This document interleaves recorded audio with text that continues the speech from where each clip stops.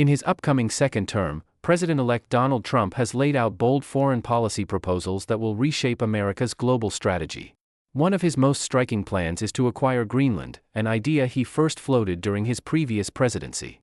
Trump has stated that Greenland is vital for U.S. national security, and he has even hinted at the possibility of using force to claim the island if necessary. Trump also intends to change the dynamic of the U.S.'s relationship with NATO, pushing for a major reassessment of its mission and funding structure. He has demanded that European nations reimburse the U.S. for nearly $200 billion in munitions sent to Ukraine and wants NATO members to significantly increase their defense spending, setting a target of 5% of GDP, far above the current 2% commitment. On the ongoing war in Ukraine, Trump has shifted his stance. While he once claimed he could end the war even before taking office, he now admits that a resolution will likely take months. His advisors are leaning towards a peace plan that would freeze the front lines and exclude NATO membership for Ukraine for the foreseeable future.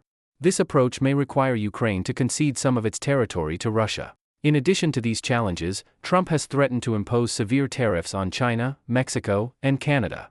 His proposed Reciprocal Trade Act would allow him to slap retaliatory tariffs on any country that erects trade barriers against the U.S. Trump has also voiced his intention to stop China's influence on U.S. infrastructure, advocating for aggressive restrictions on Chinese ownership, particularly in real estate and critical sectors like semiconductors. Trump's foreign policy proposals extend to the Middle East as well. His team is reportedly renewing the maximum pressure campaign on Iran, aiming to cripple its economy through sanctions and force a deal to halt its nuclear program.